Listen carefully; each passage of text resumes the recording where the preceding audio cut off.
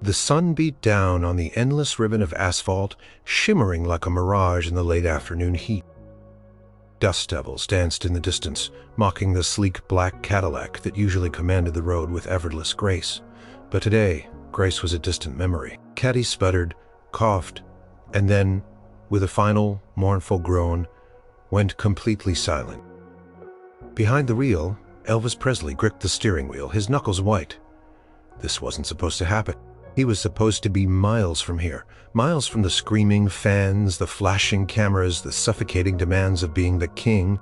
This impromptu road trip, a desperate escape hatched in the dead of night, was his one chance to breathe, to simply be. Now he was stranded. He tried the ignition again. Nothing, just a disheartening click. He sighed, a sound heavy with fatigue that went beyond mere physical exhaustion. He was tired of the gilded cage, tired of the constant performance. He just wanted a moment of quiet, a slice of normal life.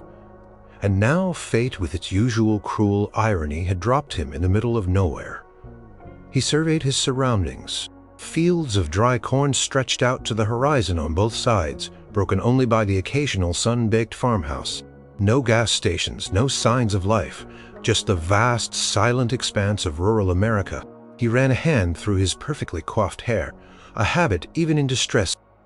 He was dressed down as much as Elvis Presley could be. Simple jeans, a dark shirt, sunglasses that hid his famous eyes. He'd hoped to blend in, but a Cadillac this magnificent, even a broken one, was hardly inconspicuous.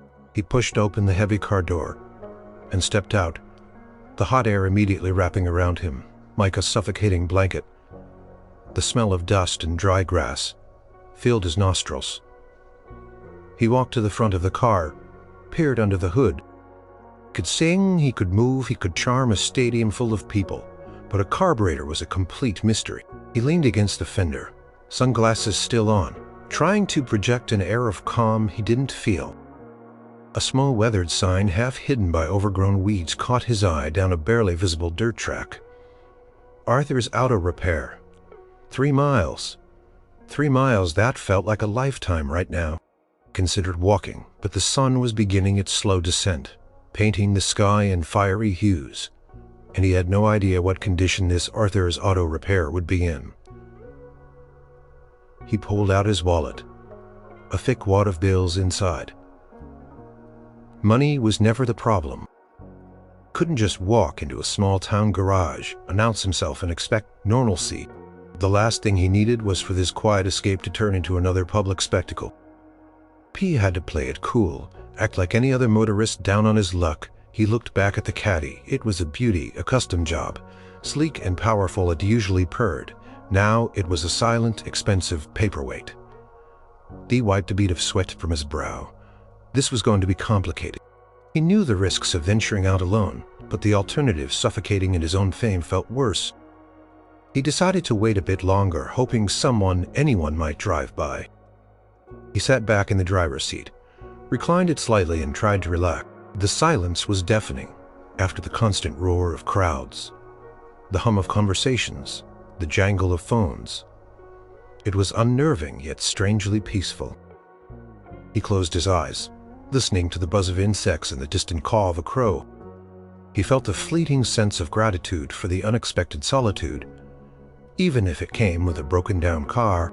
As dusk began to settle, painting the sky in deeper shades of orange and purple, a beat-up Ford pickup truck, rattling like a tin can full of rocks, chugged into view.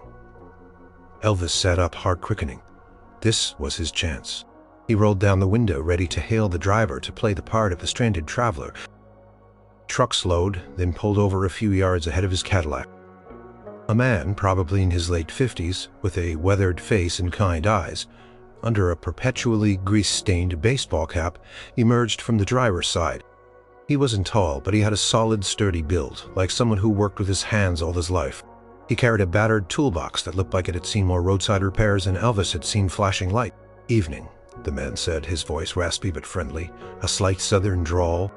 He approached the Cadillac, his gaze not lingering on Elvis's face, but instead taking in the car with a professional eye. "Looks like you got yourself a bit of trouble there, son." Elvis felt a flicker of relief. Just a mechanic seeing a car that needed fixing. This was good. This was exactly what he needed. "Yeah," Elvis replied, trying to keep his voice neutral, a little gravelly. "Just stopped dead. No warning." The mechanic nodded his gaze, sweeping over the custom features of the Caddy, a faint whistle escaping his lips. "She's a beauty, though not every day you see one like this out on these back roads." He walked to the front, peered under the hood, not even asking for permission. He seemed to know what he was doing. "Mind if I take a look, please?" Elvis said, stepping out of the car fully. He watched the man closely. There was an honest curiosity in his eyes, not the greedy, star-struck kind.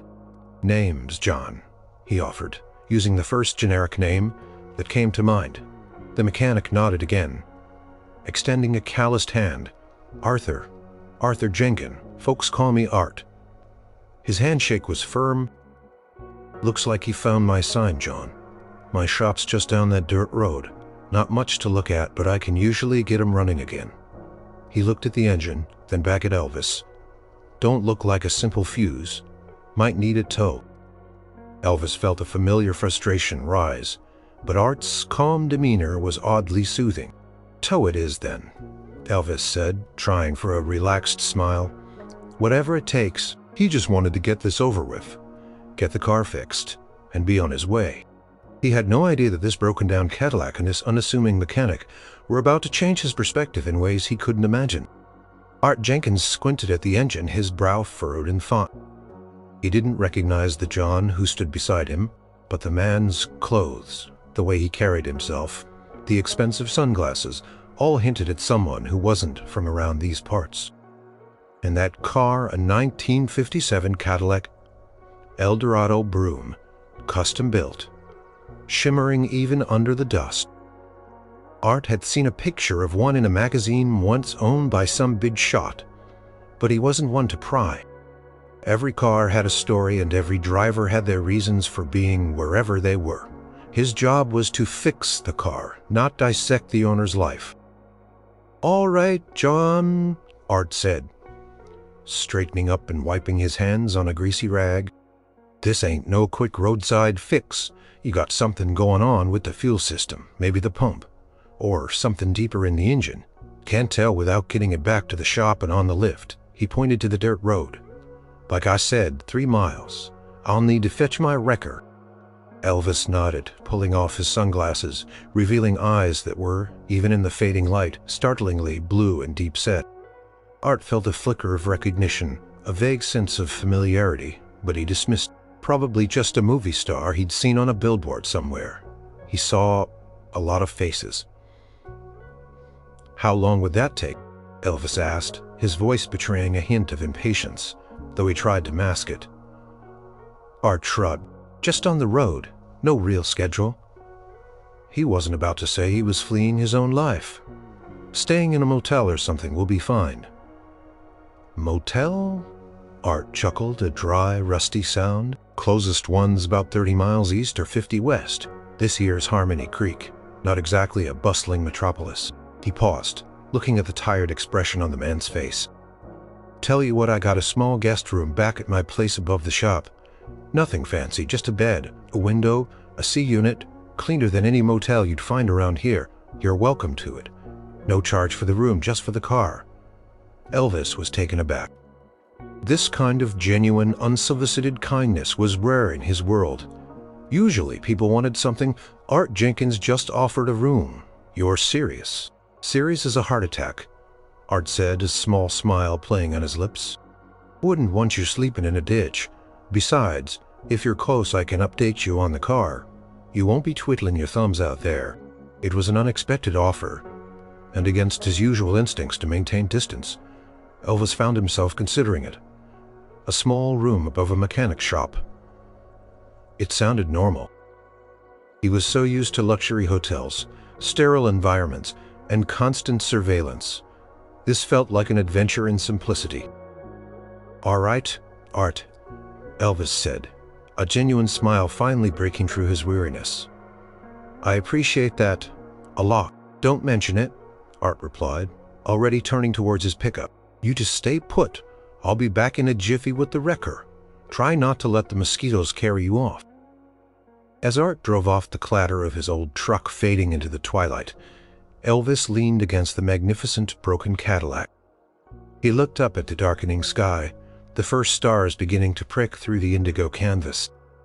He was stranded, yes, but in a strange way he felt a sense of peace settling over him.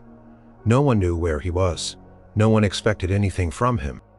For the first time in what felt like forever, he was just a man with a broken car, reliant on the kindness of a stranger. An hour later, Art was back, his ancient wrecker rumbling down the road. It looked like it had pulled cars out of ditches since the invention of the automobile. He expertly hooked up the Cadillac, his movements precise and unhurried. Elvis watched, fascinated by the ease with which Art handled the heavy machinery. "She'll ride smooth," Art assured him, once the caddy was secure. "Hop in the truck, John. We'll get you settled." The inside of Art's pickup smelled of oil, old coffee, and something faintly sweet like pipe tobacco. It was cluttered with tools, maps, and an old faded photograph tucked into the sun visor. Elvis sat in the passenger seat, feeling the bumps and rattles of the truck as they drove down the narrow dirt road. He felt a million miles away from Memphis, from Hollywood, from his entire life. They pulled up to a small, unassuming building that was clearly the garage, with a small attached house beside it. A single bare bulb glowed over the garage door. The air here was even quieter, filled only with the chirping of crickets. "Here we are," Art said, cutting the engine. "Home sweet home. For now, shop's on the left, house on the right. Your room's upstairs. Through that side door," he gestured with a thumb. "Bathroom shared just inside the back door of the house. Kitchen's in there too if you get hungry. Help yourself to whatever's in the fridge. Might be a sandwich, some leftover pie from Sunday." Elvis followed him. The garage was well organized despite its age, tools hung neatly, engine parts meticulously arranged. Caddy looked even more out of place. Here, a sleek black panther amidst a collection of grizzled workhorses. "She'll be safe here," Art said, patting the caddy's fender. "I'll get to her first thing in the morning." He then led Elvis to the side door. The stairs creaked as they ascended. The room was small but clean. A simple bed with a patched quilt, a small dresser, a single window looking out over a small, slightly overgrown garden. A worn armchair sat in one corner. There was a faint scent of old wood and something flowery from a sachet hanging on the wall. It was humble, but it felt remarkably welcoming. "Thanks, Art," Elvis said, genuinely grateful. "This is more than I expect." "Don't worry about it," Art said, a tired smile on his face. "Get some rest, John. Tomorrow's another day. And that caddy's gonna need all the attention I can give her." He left, closing the door softly behind him, leaving Elvis alone in the quiet, humble room. Elvis sat down on the bed. It wasn't a king-size mattress, nor did it have high thread count sheets, but it was a bed, and it felt safe. He looked out the window at the inky blackness, the stars clearer than he'd ever seen them from the city. He thought about his life, the constant demands, the endless public gaze. Here, in this little room above a mechanic's shop, he felt a lightness he hadn't experienced in years. For the first time since he started this trip, he felt like he might actually get some rest. And maybe, just maybe, this unexpected detour wasn't a curse, but a blessing in disguise. The next morning, Elvis woke to the unfamiliar sounds of a working garage, the rhythmic clanging of metal, the whir of an air compressor, and the distant muffled thud of an engine being tested. He stretched the simple bed, surprisingly comfortable, and for a moment he forgot where he was. Then he remembered the Caddy, Art, and Harmony Creek. He dressed quickly, pulled on his sunglasses, and went downstairs. The air in the garage was cool and smelled of oil and gasoline. Art was already bent over the Cadillac's engine, a powerful lamp illuminating the intricate machinery. He looked even more at home here, his hands moving with practiced efficiency. "Morning, John," Art greeted, not looking up. "Sleep all right?" "A log, thanks to you," Elvis replied, standing a respectful distance away. He watched Art's every move, fascinated. It was a world so different from his own, yet equally demanding of skill and dedication. Art hummed a tuneless melody as he worked, occasionally muttering to himself. Tested wires, checked hoses, listened intently with a stethoscope-like tool. Elvis stood by patiently, realizing this wasn't a quick fix. Cadillac, usually a symbol of his power and success, was now a humbling reminder of his helplessness. After a long while, Art straightened up, wiping his forehead with the back of his hand. He looked at Elvis, a grave expression on his face. "Well, John, you got yourself a real head-scratcher here." Elvis braced himself. "How bad?" "It's the fuel pump," Art explained, pointing to a spot deep within the engine. "A week." Elvis felt a pang of frustration. A week in Harmony Creek. His escape was turning into a longer stay than he'd ever intended. But then he looked at Art, whose expression was genuinely apologetic. "This wasn't Art's fault." "All right," Elvis said, taking a deep breath. "Whatever it takes. How much?" "Don't worry about the cost just yet." Art waved a hand. "Let's get the part located first. I'll make some calls this morning. In the meantime, you're welcome to make yourself at home. There's a diner just down the road. Sarah's place serves a mean breakfast. And the town library's got some old records if you're into that." Elvis nodded. Breakfast sounded good. "Thanks. Art." "Just take it easy," Art advised, seeing the tension in Elvis's shoulders. "Sometimes life just throws you a curveball. Nothing to do but swing." The diagnosis delivered and the wait unavoidable, Elvis found himself with an unexpected amount of free time. He walked to Sarah's place, a small diner with checkered floors and the comforting aroma of coffee and bacon. He slid into a booth, pulling his sunglasses down, slightly observing the morning rush. Locals chatted over steaming mugs, familiar with each other, sharing stories and laughter. It was a stark contrast to the whispered awe and guarded interactions he was used to. A friendly waitress, a woman with kind eyes and a tired smile, brought him a menu. "What can I get you, Honorable?" "Coffee, black and scrambled eggs, bacon and toast," Elvis ordered, trying to sound as casual as possible. He ate slowly, savoring the simple hot food. No private chefs, no pre-planned menus, just good, honest diner fare. He listened to the conversations around him, snippets of local gossip, weather reports, plans for the upcoming town fair. He felt like an anthropologist observing a new tribe, fascinated by their rituals and rhythms. After breakfast, he decided to explore. Harmony Creek wasn't large. A handful of shops, a general store, a hardware store, and indeed a small, quiet library. He wandered in, drawn by the stillness. It smelled of old paper and dust, a comforting scent. He found a section on local history and picked up a book, flipping through pages filled with black and white photographs of stern-faced pioneers and dusty main streets. He spent the afternoon reading, losing himself in the narratives of lives utterly unlike his own. He learned about the town's founding, its struggles through economic downturns, its resilience. He saw a community that valued hard work, family, and simple pleasures. It was a world away from the dazzling, demanding life he led, and for a few hours he forgot about his broken car, his demanding schedule, and the constant weight of his fame. When he returned to Art's garage, the sun was beginning to dip again. Art was still working, this time on an old tractor engine. He looked up as Elvis entered. "Good news and bad news, John," Art said, wiping his hands. "So, another few days." "Looks like it," Art confirmed. "You still good with the room upstairs?" "More than good," Elvis replied, a genuine warmth in his voice. "This place is quiet." Art seemed to understand. He just nodded. "Dinner's on me tonight, my daughter Lily. She usually brings over a big pot of something or other. You're welcome to join."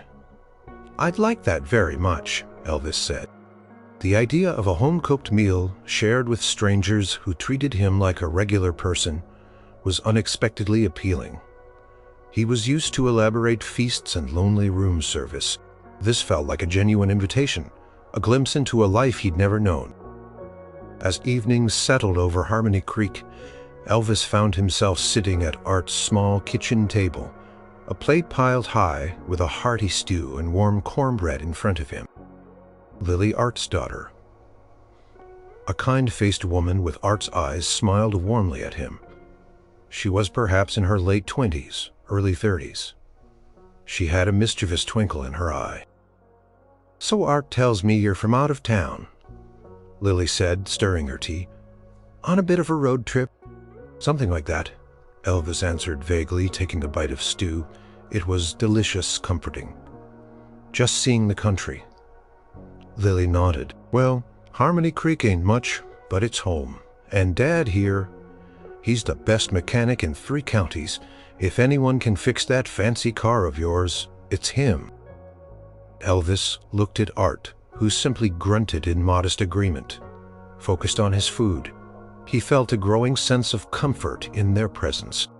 They weren't asking invasive questions, just making polite conversation. He felt himself relaxing the tension that was a constant companion, slowly easing its grip.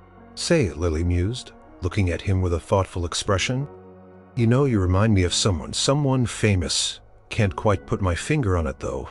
She smiled playfully. Elvis's heart gave a slight lurch. He just smiled back a little nervously. "I get that a lot," he said, hoping his voice sounded natural. "Just one of those faces, I guess," Lily laughed.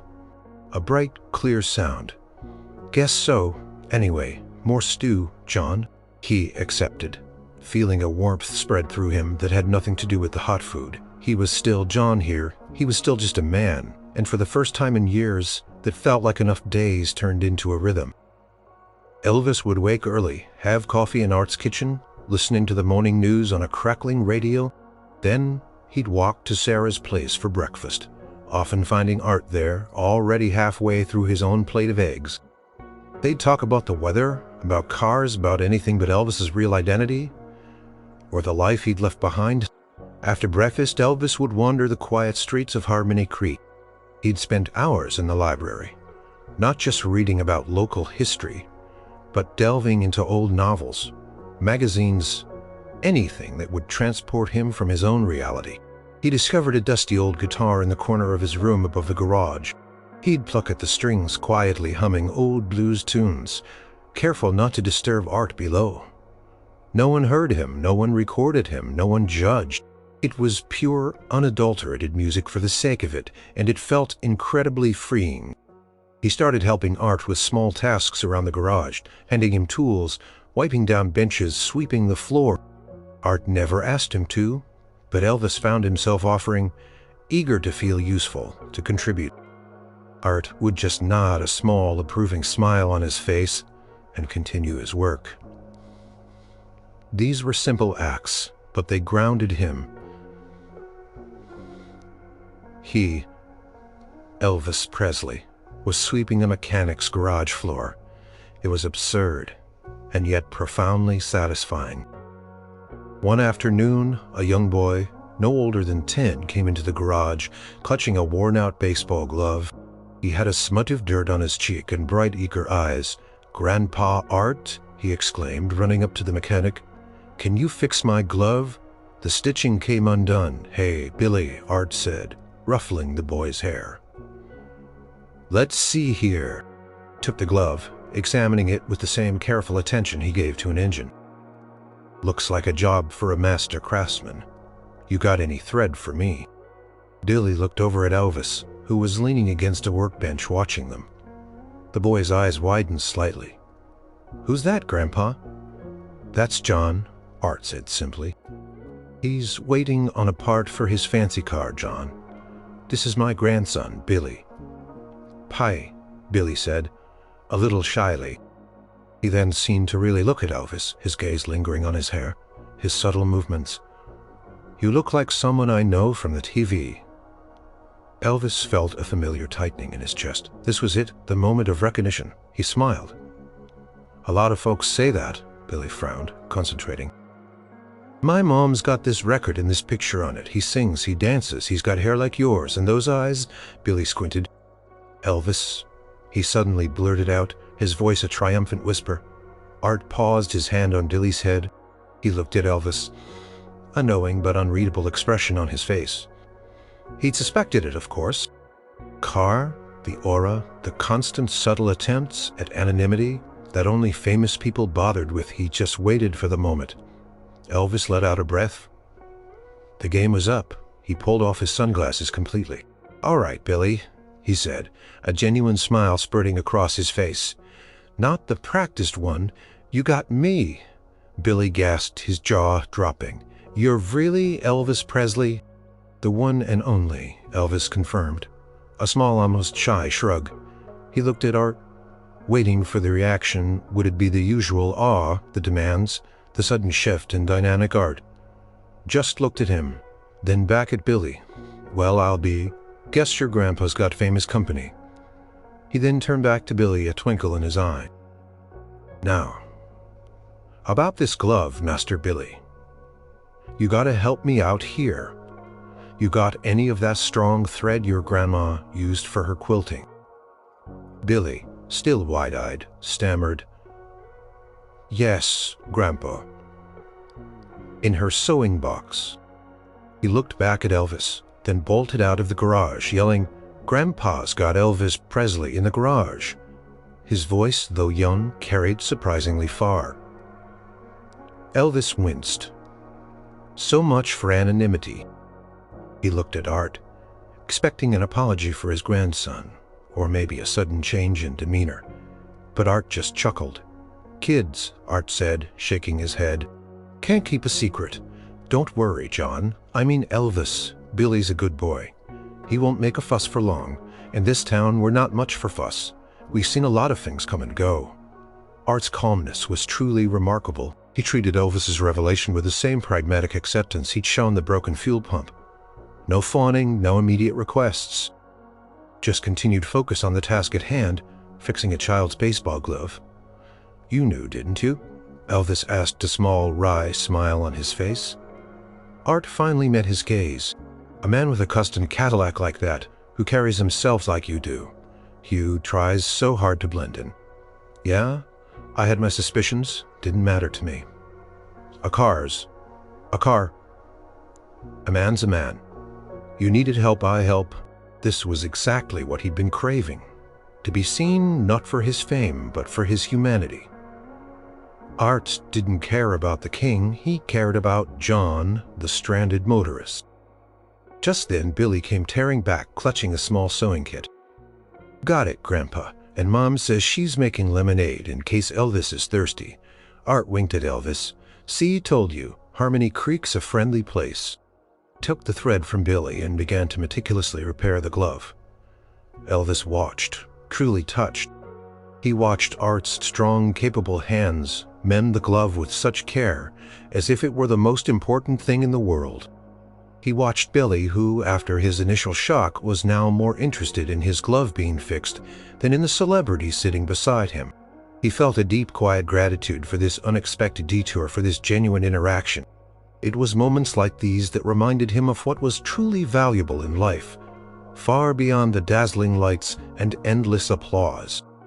Here in this humble garage, he was just a man finding a moment of authentic connection, and it felt more precious than any chart-topping hit.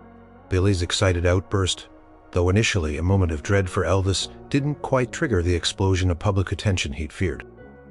Harmony Creek, it turned out, was indeed a town less inclined to fuss. Word spread of coarse whispers in Sarah's place, hushed tones in the general store, but the reaction wasn't the chaotic frenzy he was accustomed to.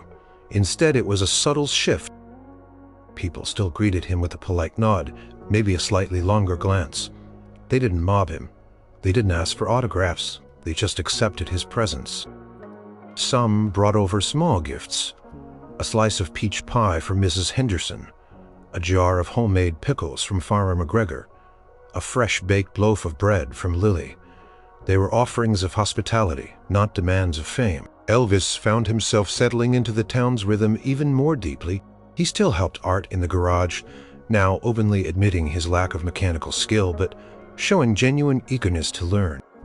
Art, in turn, began sharing bits of his life story.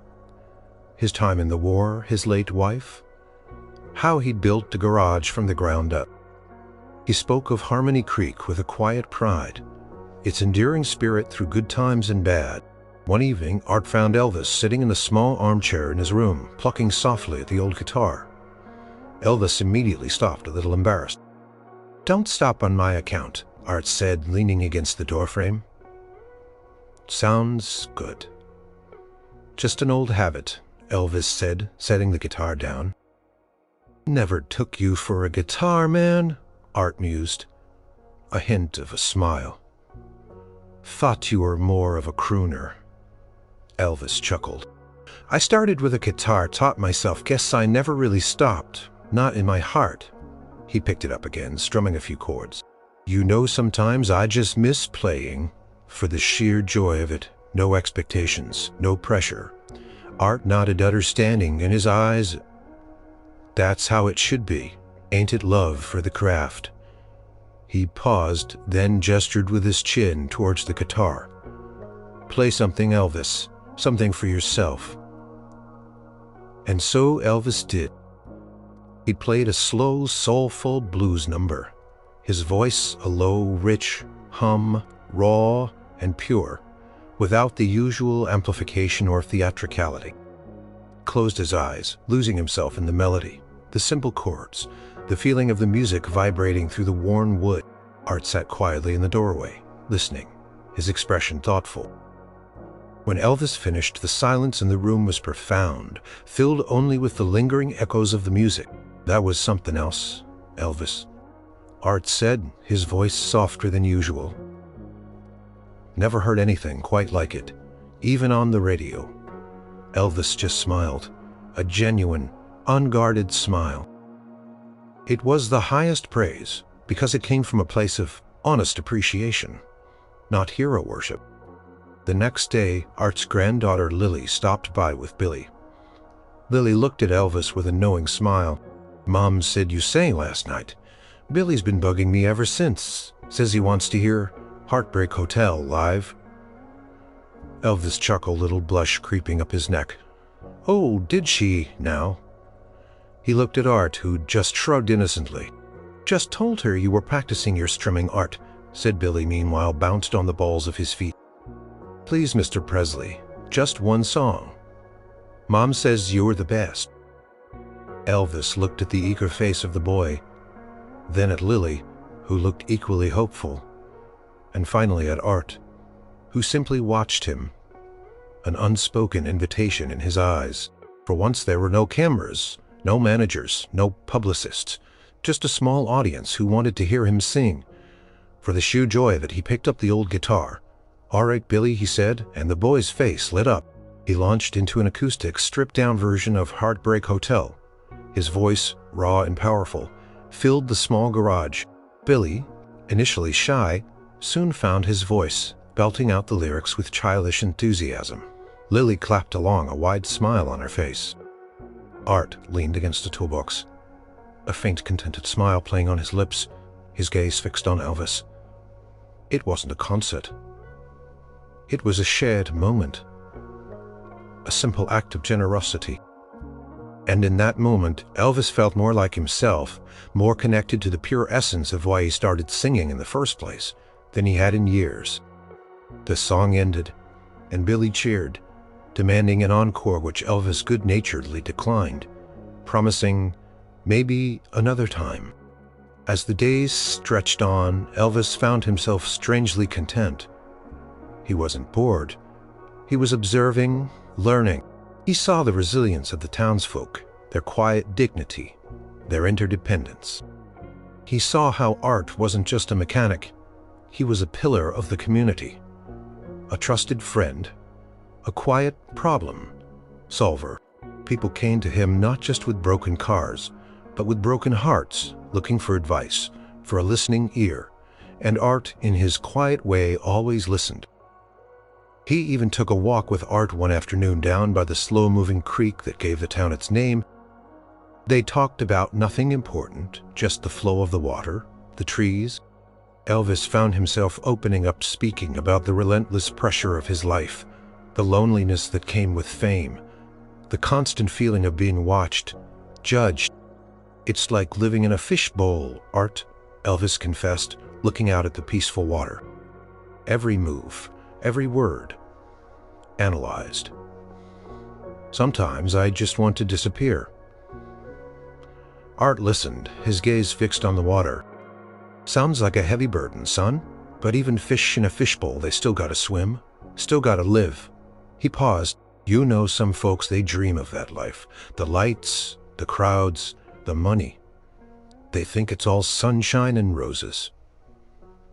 It's not, Elvis said quietly. It's a job, a performance, and sometimes you forget who you are underneath all the glitter. Then maybe this little breakdown, Art said, turning to him, is just what you needed. A chance to remember. Elvis looked at the old mechanic, at his kind.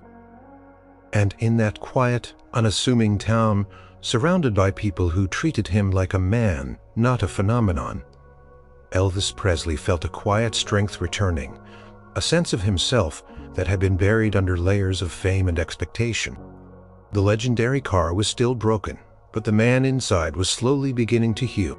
The arrival of the specialty fuel pump part was heralded not by a grand delivery, but by the quiet rumble of a brown delivery truck, pulling up to Art's garage on a sunny Friday afternoon. Elvis, who had been helping Art organize a particularly messy toolbox, felt a strange mix of anticipation and melancholy. The end of his unexpected stay in Harmony Creek was in sight. Art held up the box, shaking it gently. There she is, Elvis, the heart of your beast. Now we can get this caddy purring again. Elvis nodded, a faint smile on his face. Thanks, Art, for everything. Just doing my job, Art replied, though his eyes held a deeper meaning. He knew it was more than just a job for both of them now. The repair was intricate, even for Art. The custom nature of the Cadillac meant everything was tightly packed, requiring precise movements and careful handling. Elvis watched, fascinated as Art worked, his hands deftly navigating the engine's complexities. He saw the pride in Art's posture, the concentration in his eyes. This was a man who truly loved his craft. As Art worked, Elvis found himself reflecting on the past few days. He hadn't touched his phone once, hadn't read a newspaper, hadn't watched television. He'd disconnected from the world that constantly demanded his attention, and in that disconnection he had found something vital. He thought about the quiet meals with Art, the casual conversations with Lily, Billy's unfiltered excitement, the genuine kindness of the townspeople. He thought about the peace he found in the library, the joy of playing the old guitar without judgment, the simple satisfaction of sweeping a dusty garage floor. He had come here a king trying to be invisible, and he had been accepted as just a man. You know, Art, Elvis said, breaking the silence, his voice low. When this car broke down, I thought it was the worst thing that could happen. I was running, you see, from everything. Art paused his work, looking up at him. He didn't say anything, just waited. From the noise, the pressure, the loneliness, Elvis continued, finding it surprisingly easy to confide in this quiet, unassuming man. It's hard, Art. Being Elvis Presley, everyone expects something. Everyone wants a piece. And sometimes you feel like you're disappearing, like the real you is just gone. He looked at his hands. Hands that could electrify a crowd, but felt surprisingly empty. Sometimes Art listened intently, his gaze steady. He went back to his work, but his posture showed he was still absorbing every word. Here, Elvis continued, I was just Elvis. The guy with the broken car. No one wanted anything. They just helped. You just helped. And it made me remember what it felt like to be real, to be a person, not a product. He leaned back on his heels, looking at Elvis, his eyes kind and understanding. Sounds like you found more than a mechanic, son. Sounds like you found a bit of yourself back. Elvis nodded, a lump forming in his throat. I did. And I don't know how to thank you for that. For treating me like a regular human being. No thanks needed, Elvis. Art said, a gentle smile on his face. Everyone deserves to be treated like a regular human being. Don't matter who they are or what they do. He picked up a rag and wiped grease from his hands. Besides, I'm just doing my job. You pay me for the repair and we're even. It's more than that, though, Elvis insisted. You gave me a sanctuary, you gave me peace. That's worth more than any amount of money. He looked around the garage at the comfortable clutter, the old tools, the silent testimony to a life built on honest work. I can't just pay you and leave. It wouldn't feel right. Art chuckled softly. Well, what else is there to do? I fix it. You pay for it. That's how the world works. Maybe, Elvis said, looking at Art with a new intensity, but sometimes the world needs a little something extra, something legendary. He thought about the phrase, legendary reward, that the general public would expect. But his idea of legendary had changed in Harmony Creek. He watched Art meticulously attach the new fuel pump, the final screws tightening into place. He saw the genuine care Art put into every detail, the pride in his craft. This wasn't just a repair.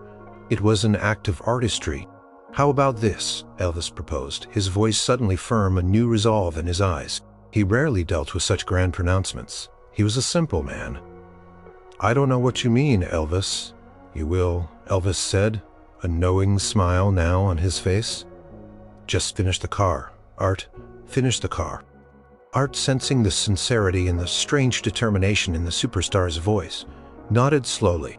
He just went back to work, the quiet hum of concentration filling the garage once more. He had a feeling that whatever Elvis had in mind, it wouldn't be ordinary. And for a man who prided himself on solving the most unusual automotive problems, an unusual human request was just another challenge, albeit one of a different kind. He felt a flicker of anticipation. He knew Elvis Presley was a legendary performer, but what kind of legendary person would he be? He was about to find out. The air in the garage was thick with anticipation. Art had finished the intricate work on the Cadillac's fuel system. He had meticulously checked every connection, every line ensuring perfection. Now all that was left was the moment of truth. All right, Elvis Art said, wiping his hands on a clean rag. She's ready. Let's see if she purrs like a kitten or spits like an alley cat. Elvis nodded, his heart thumping with a mix of excitement and a strange sadness. This was it, the end of his unexpected retreat. He slid into the driver's seat, the familiar leather cool beneath his touch. He turned the key. The engine coughed once, then roared to life with a powerful, confident rumble. It wasn't just a purr. It was a deep, resonant growl, a sound of unleashed power, healthier than it had sounded in years. The entire garage seemed to vibrate with its strength. Elvis smiled. Art, just beautiful. He revved the engine gently, listening to the perfectly tuned hum. You're a miracle worker. Art beamed, a rare open smile spreading across his usually reserved face. Just good old-fashioned know-how and a touch of elbow grease, and a little help from a king, apparently. He chuckled. Take her for a spin. Make sure she feels right. Elvis put the car in reverse, backing it out of the garage and onto the dirt road. He drove slowly at first, listening, feeling the car's response. Then he pressed the accelerator and the Cadillac surged forward, gliding effortlessly. A black arrow on the sun-baked road. Drove for a few miles, feeling the power, enjoying the smooth ride. It was perfect, better than perfect. When he returned, Art was waiting by the garage door. Arms crossed, a satisfied look on his face. Runs like a dream, Elvis confirmed, stepping out of the car. Seriously, Art, I can't thank you enough. You're truly the best. Glad to hear it, Art said. Now, about that bill. He pulled a crumpled piece of paper from his pocket. Parts were expensive, being custom and all. Labor was a good chunk too, all told. It's going to be $385.50. Elvis stared at the number. It was incredibly reasonable, almost shockingly so, given the specialty part and the days of meticulous labor. He'd expected thousands. That's it? Art shrugged. It's what it costs. I don't pad bills. Never have. Art took the money, counted it, and then pushed a folded $5 bill and 50 cents back into Elvis's hand.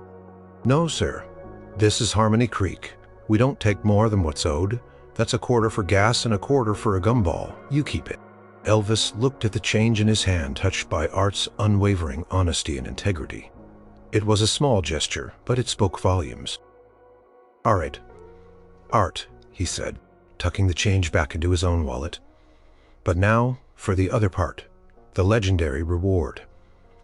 Art looked at him, his brow furrowed in curiosity. I don't know what you're talking about, Elvis. I just fixed your car. You did more than that. Art, Elvis insisted. You gave me back something I didn't even know I'd lost. You treated me like a man, not a spectacle. You and your family and this whole town, you showed me what real life is like. What genuine kind you for that in a way that truly means something, not just money, something only I can give. Art shifted his weight, looking uncomfortable with the grandness of the statement. Look, Elvis, I appreciate it, really. But you don't owe me anything beyond a bill. I just did my job. You did more than your job. Art, Elvis said softly.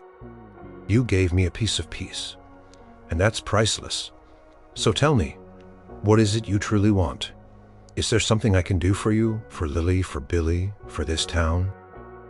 Art stood silent for a long moment, looking out at the dusty road, then back at Elvis. His eyes scanned Elvis's face, searching for sincerity. He saw it there, unfeigned and deep. He had always been a man who believed in paying debts and fairness, and something about the king's earnestness, his genuine desire to give back, resonated with him. He thought of his life, his simple existence. He didn't need money. He had enough.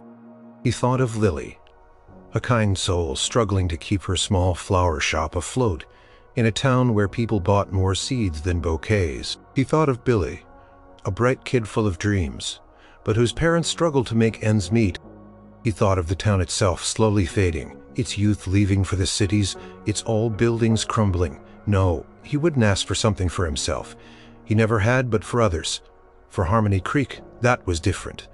He took a deep breath. If you're truly insistent, there is one thing it's not for me, though it's for Harmony Creek. Elvis leaned forward, a spark of anticipation in his eyes. Name it, Art. Anything. This town. It's a good place, Art began, his gaze sweeping over the quiet main street. But it's struggling. Young folks leave businesses dry up. The old community center. It's falling apart at this town, where folks gathered, where the kids had their dances, where we held our talent shows. Now it's just a shell. He paused, looking at Elvis, a hesitant hope in his eyes. What this town needs is a bit of a spark, a reminder of what we're capable of, a reason to believe. Again, Elvis listened, his expression serious. He saw the pain and longing in Art's eyes, a quiet resolve. My legendary reward, if you insist on giving one, is this. I want you to help us fix the community center, not just with money, though that would help, but with something bigger, something that only the king of rock and roll can give. Took another breath, then said it, his gaze locked with Elvis's. I want you to sing, not on a stage, not for a stadium, but for Harmony Creek at our annual Summer Jubilee. A small, private performance, just for us, a reason to bring everyone together, to remind them of the magic, and to kickstart the fundraising for that old building. Elvis stared at Art, momentarily speechless. He'd expected a request for money, perhaps a signed guitar, maybe even a private concert for Art's family. But this was different. This was for an entire town, for a cause, a performance, but not for fame or profit. A secret gift. It was exactly what he'd been craving, a chance to use his gift for something pure, something meaningful. He saw the hopeful, almost pleading look in Art's eyes. He saw the genuine need. And he saw a chance to give back to the place that had given him a piece of himself back. A slow smile spread across Elvis's face, broader and more genuine than any he'd worn on a stage. "Art," he said, his voice filled with emotion. "That's not just a legendary reward, that's a legend reborn." The news of Elvis Presley's secret performance for Harmony Creek spread through the town like wildfire, whispered from ear to ear, house to house, always with a hushed reverence. Art Jenkins, true to his word, had made it clear. No public announcements, no press, no photos, no recordings. This was a gift, a private moment for the town, a thank you from the king himself for their unexpected hospitality. The summer jubilee was typically a modest affair, a picnic. Some local musicians, a small parade, but this year it was charged with an electric anticipation. The date was set for a week after the Cadillac was fixed, giving Elvis time to prepare, and the town time to make quiet arrangement. Elvis, instead of rushing away, had chosen to stay in Harmony Creek. He helped Art finish up work, spent time with Billy, and even visited Lily's flower shop, offering quiet advice and a few modest suggestions for new displays. He bought a new acoustic guitar from a catalog and spent hours in his room, practicing not just his hits, but old gospel tunes, blues numbers, and songs he'd written in moments of quiet reflection. He was preparing not for an audience of millions, but for an audience of honest, kind-hearted people. The day of the Jubilee dawned bright and clear. The town park, usually a sleepy patch of green, was bustling with quiet excitement. Families set up picnic blankets. The aroma of grilled hot dogs and homemade pies filled the air. Children, including Billy, darted about, their laughter bright. Art Jenkins, usually reserved, moved through the crowd with a quiet air of triumph. He occasionally caught Elvis's eye, a knowing nod passing between them. Elvis was dressed simply in jeans and a plain shirt, sunglasses still shielding his famous eyes. He looked like any other attendee, albeit one with an undeniable quiet charisma. As dusk began to settle, casting long shadows across the park, Art tapped a spoon against a metal bucket. "All right, folks, gather round," he called out, his voice carrying surprising well. "Got a special announcement before our usual talent show." A hush fell over the crowd. Everyone knew what was coming. "He's been touched by our little town, by your kindness, and he wants to help." He paused, then looked directly at Elvis, who now stood near a small makeshift stage, really just a raised platform used for speeches. "Folks, you might recognize him. He's been known to sing a tune or two. Please welcome Mr. Elvis Presley." A ripple of awe, not screams, went through the crowd. Polite, appreciative applause followed. A few quiet cheers. People looked at each other, grinning, a collective sigh of wonder passing through them. It was real. The king was here, in Harmony Creek.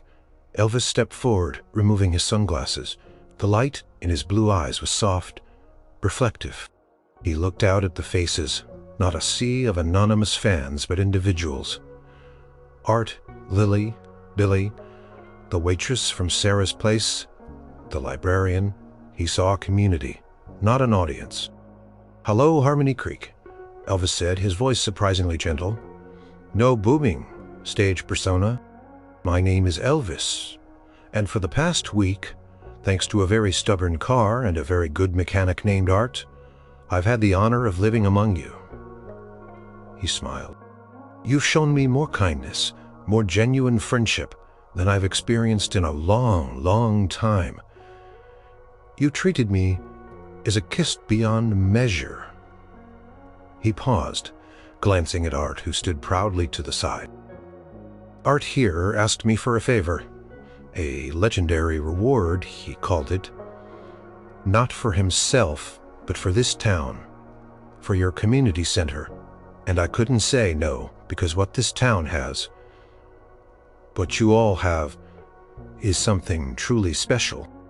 So tonight, I'm not here as the king. I'm here as Elvis, the man whose car broke down, and I want to sing for you, for Harmony Creek. A small thank you from the bottom of my heart for helping me remember what truly matters." He strummed a few chords, and the first notes of "Can't Help Falling in Love" filled the evening air.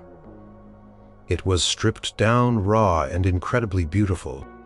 His voice, usually powerful enough to fill arenas, was nuanced, tender, almost intimate. He sang directly to the people gathered before him, his eyes sweeping across their faces, seeing their smiles, their tears, their quiet joy. He followed with amazing grace, his rich baritone pouring out the hymn with a heartfelt reverence that moved many to tears.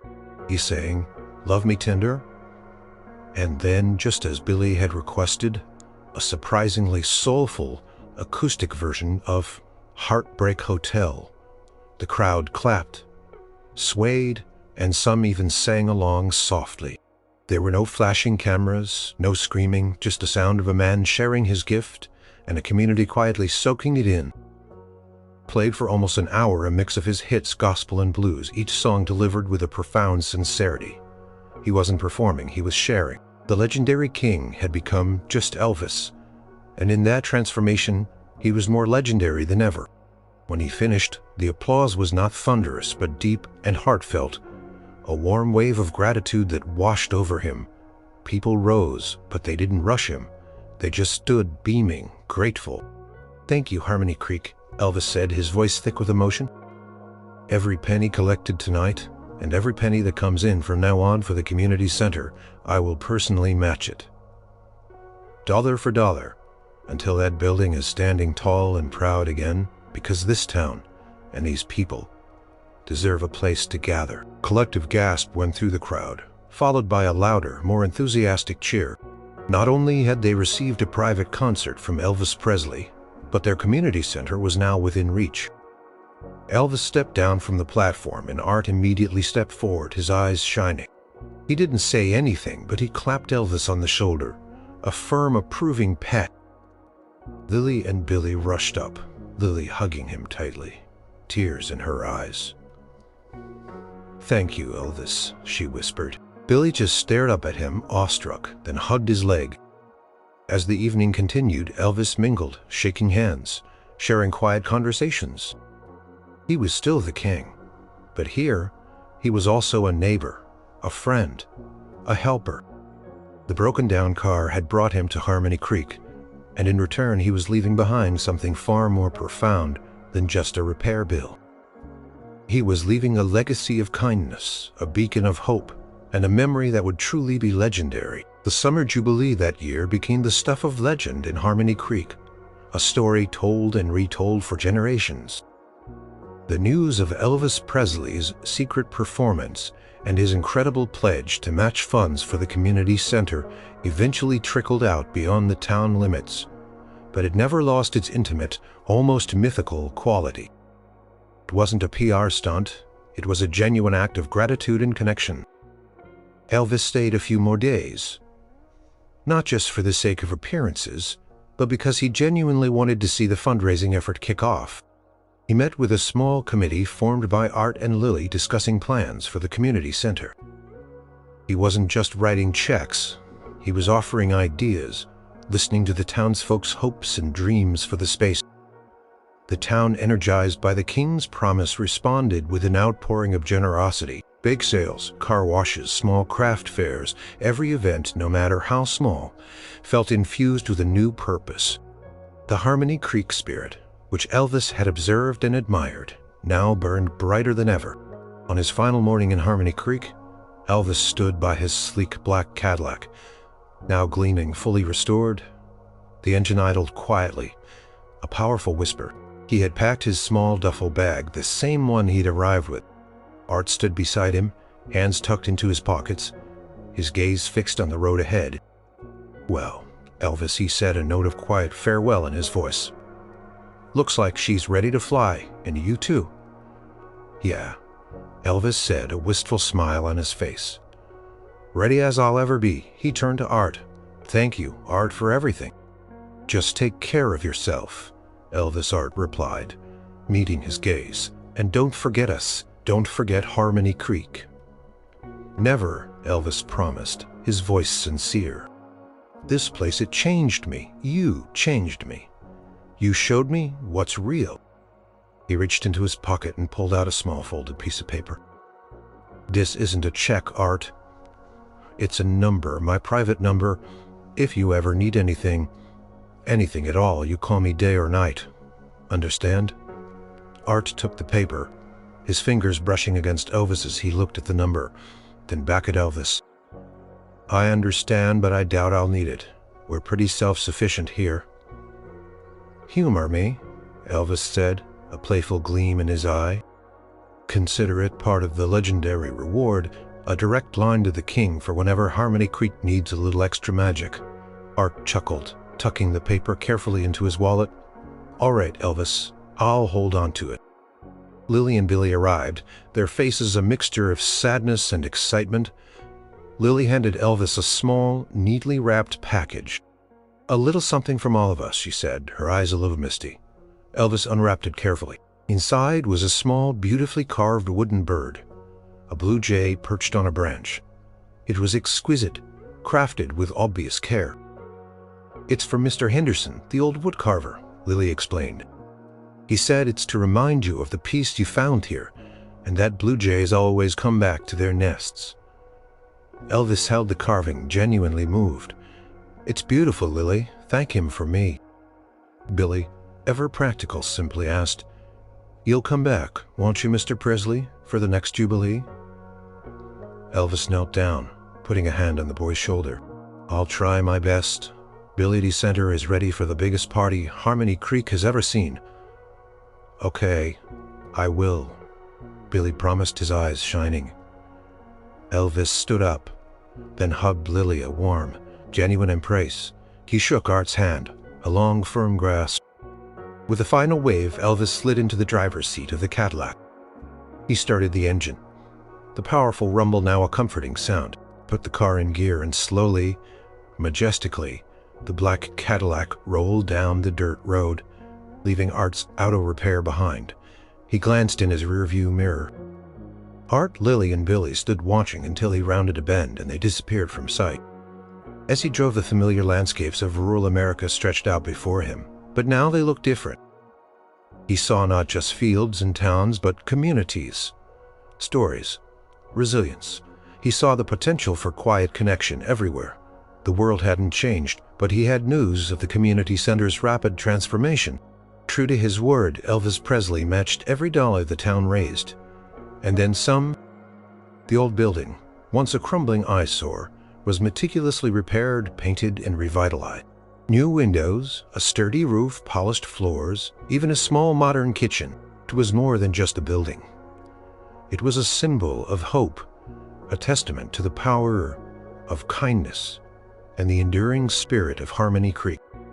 The following year, the Harmony Creek Summer Jubilee was held in the newly renovated community center.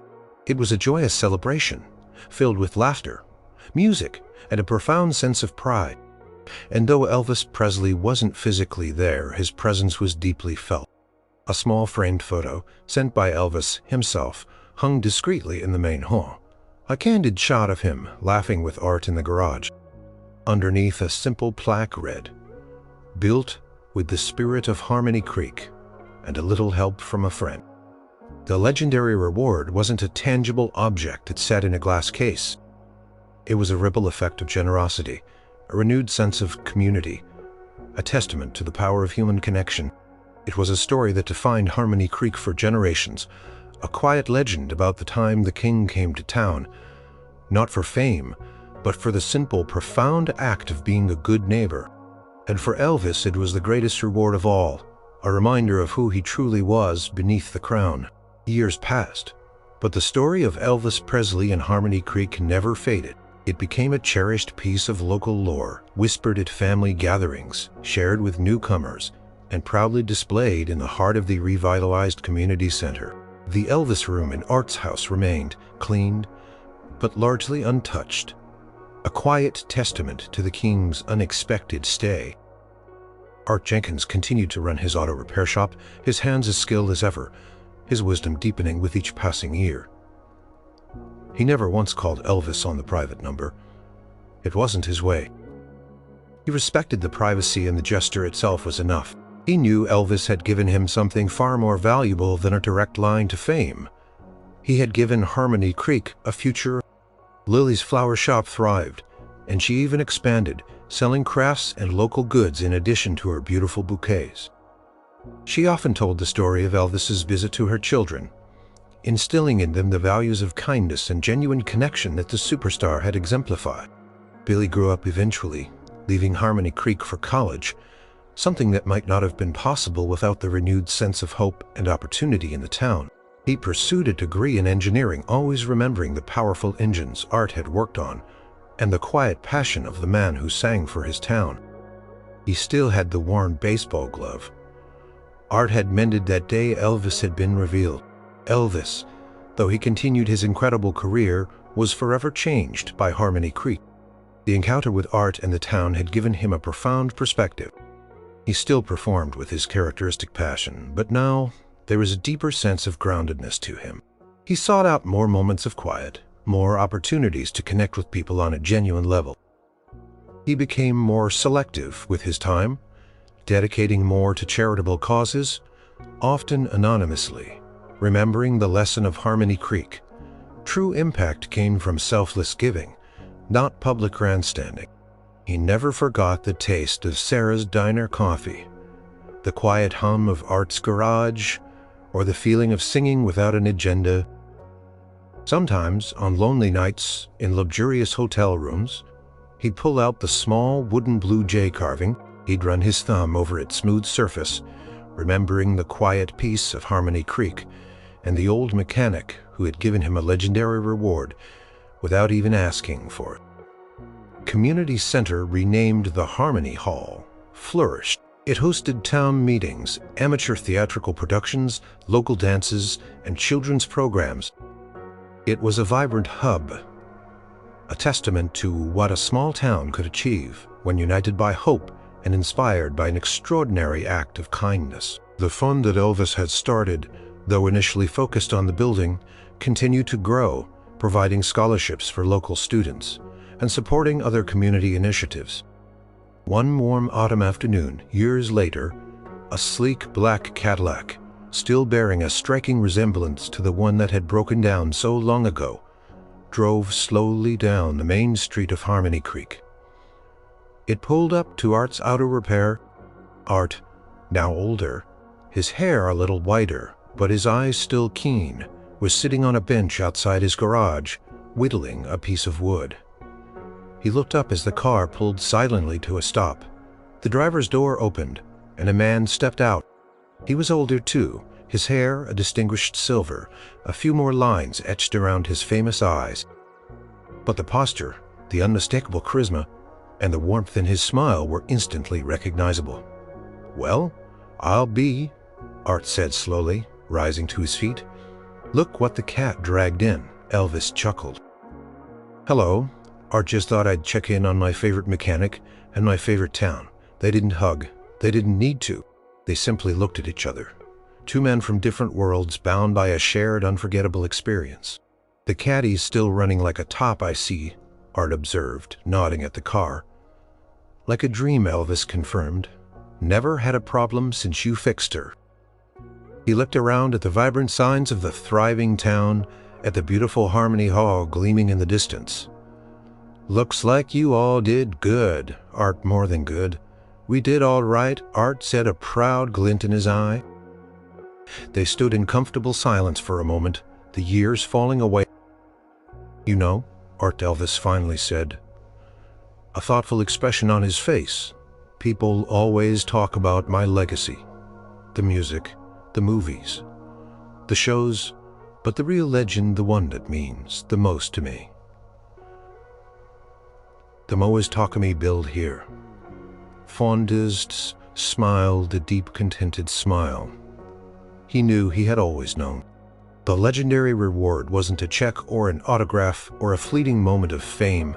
It was the enduring spirit of a town, a renewed sense of purpose, and the quiet, profound connection between two men, one famous, one humble, who had found something truly special on a dusty roadside, all because a car broke down. And as Elvis drove away later that day, leaving the peaceful town behind once more, he carried the legend of Harmony Creek and its quiet, heartwarming truth with him forever.